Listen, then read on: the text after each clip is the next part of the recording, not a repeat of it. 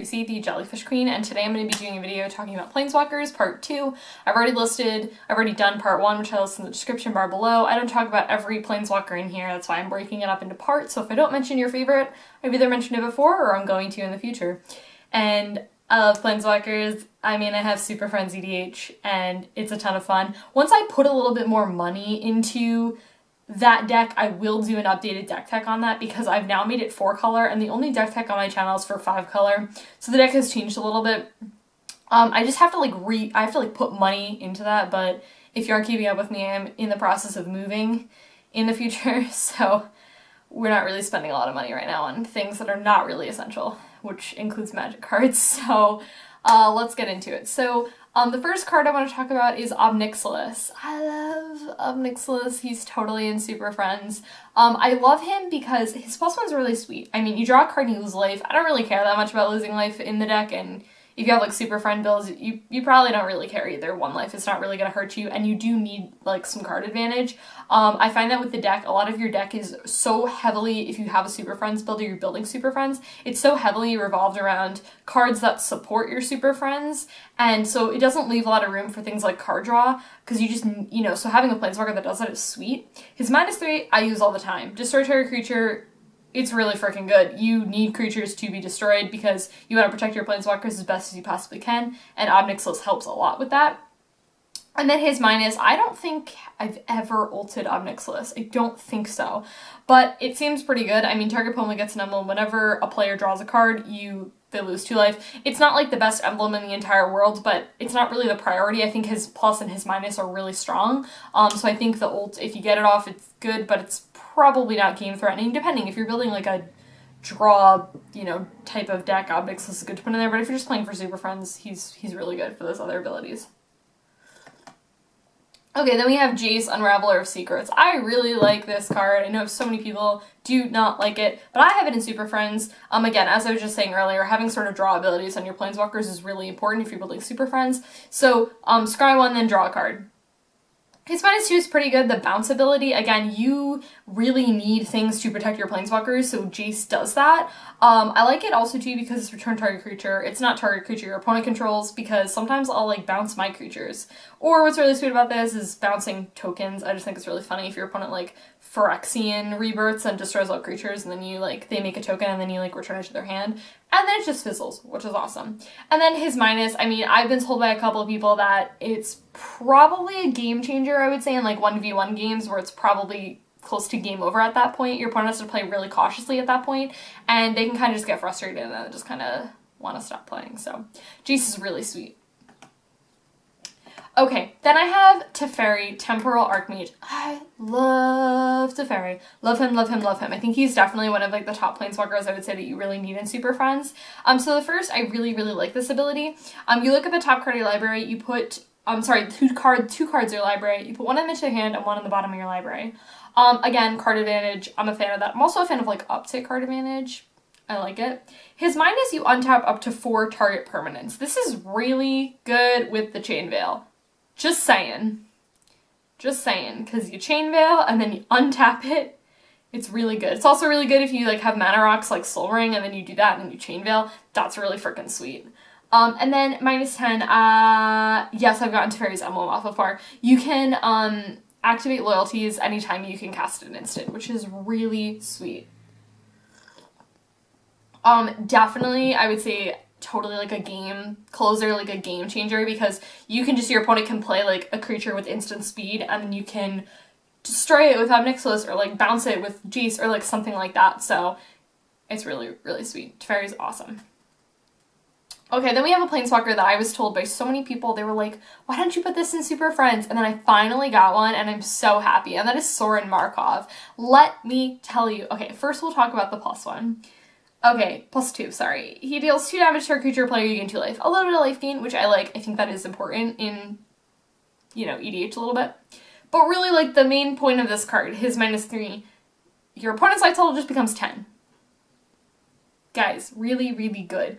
Also, note this in Sorin Markov, it says your opponent's life total, so say, like, your opponent plays Emrakul and take controls of your turn, they can't minus it and make your total life go to 10. Its opponent's life total becomes 10.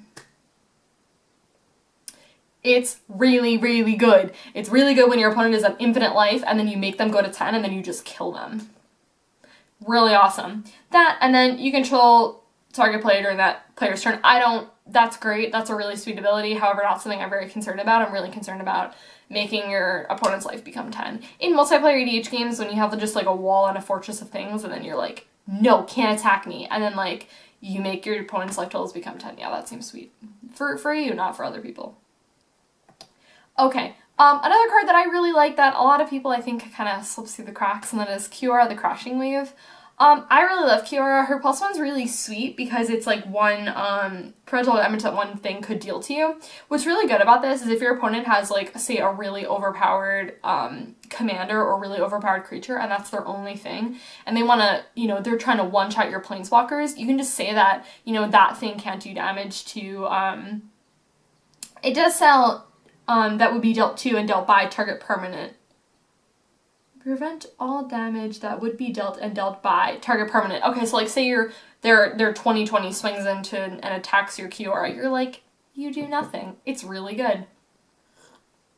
Then the minus, drawing an additional card, playing additional land. It's pretty solid. I've definitely done it sometimes if there's nothing for me to really target with one, or I just really need some card advantage and I really need to play lands. And then the minus, you know, casually making 9/9 Krakens. Yeah, that sounds good to me. I like it. Definitely the ult is a game changer. Absolutely. It just takes a little bit to get there, I would say. Another card I'm super in love with, and that is Tamiyo, Field Researcher. Oh boy, I love Tamiyo. She is sweet, man. Another thing I really like about her is that she's multicolored, so if you're playing 5-color Planeswalkers and then you... Oh, my phone. That's probably not important. It may be actually important, but we'll get it after we film this video. So if you hear noise, that's my phone. Okay, so Tamiyo, Field Researcher. So, she starts out with, so anyways, what I was saying is that if you run like Conflux with it, what's really sweet is that she has all 3 colors, so it's easier to get her if you really need her, which is really awesome. So, choose up to 2 target creatures. Until your next turn, whenever of them deals combat damage, draw a card, which is really sweet. You're probably not running that many creatures in that deck, but I mean, if you are, like, you're probably going to be running some sort of, like, token gens. I don't think she's good in all Super Friends builds, but I think if you are running some creatures, I think she's really sweet. And then her minus, you tap up to 2 target non-land permanents. They don't untap, so they have, like, a freeze ability. I can't tell you how often I use this on her because it's really, really solid. Like, I'm doing things to protect my Planeswalkers, and she's really good. It sucks that it's her minus, and it also sucks that it's a -2, but sometimes you just need to, like, sacrifice your Planeswalkers to keep other ones alive. Like, that's just the way that it goes. And then the -7. Real good, man. Real good. Alright, you casually draw 3 cards. Like, I feel like they just, like, bonus that in. They were like, here, have fun. Then you get an emblem with you may cast non-land cards from your hand, just without paying their mana cost. You like free stuff? Yep, I like free stuff too. She's sweet. Let's be real here, it wouldn't be complete if I didn't mention an Elspeth, and I already talked about my favorite Elspeth, but we have Elspeth Knight-Errant. Oh boy, she is lovely. I honestly think I need to consider putting Elspeth Knight-Errant potentially in ladies, even though I'm trying not to put so many Super Friends in that deck because I already have Super Friends, but guys, Elspeth Knight-Errant, she's awesome. Okay, so, you know, you put a 1/1 dude into play for a +1. She's also got 2 +1s. Let's just talk about that for a minute, which is freaking sweet. The second +1 I don't find myself using all the time, but I mean, listen, giving something +3/+3 and flying just for evasion until a turn is really freaking sweet. And, you know, her ulting, you know, getting an emblem, you know, artifacts, creatures, enchantments, lands are indestructible. It's like having a little mini Avacyn stapled on there, but you get an emblem and it doesn't go away. Yeah, she's awesome. Okay. Then I have Ajani, Mentor of Heroes. Okay, I love Ajani. Again, another Planeswalker that has 2 possibilities. The first one I don't find myself using a whole ton. That's distribute 3 +1/+1 counters amongst creatures you have. Again, because don't run a lot of creatures. But if you're someone who's playing like super aggressive creature builds, like not in Super Friends, Ajani's awesome. But his other +1, his second +1 is amazing, and I use this all the time. You look at the top board. Choose an aura, creature, or planeswalker, and you put it into your hand.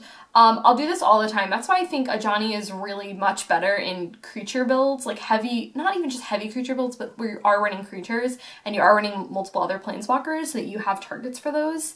And then, you know, casually just gaining 100 life, a lot of people can't deal with that and they just scoop up their cards.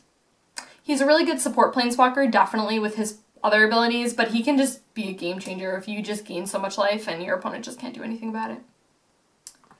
Alright, then we have Garruk, Apex Predator.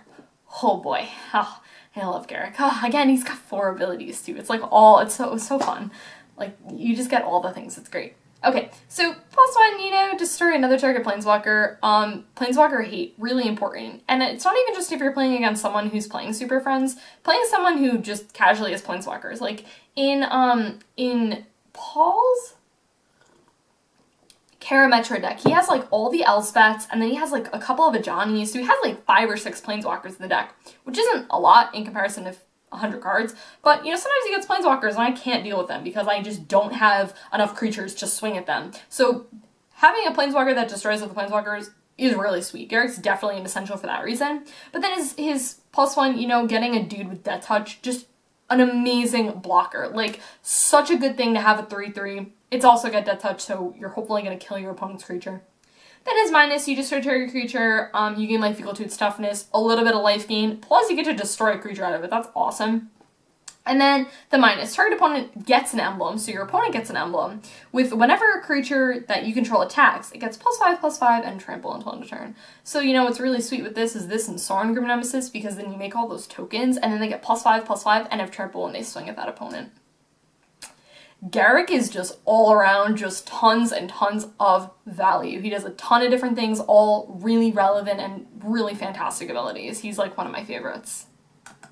Alright, I was looking through my list and I actually realized I originally made a part 2 in my little notebook that I have over there, and I realized that I accidentally threw out the part 2 sheet, and so I was looking at the part 1 sheet and I was writing up this list of top 10 cards I wanted to talk about.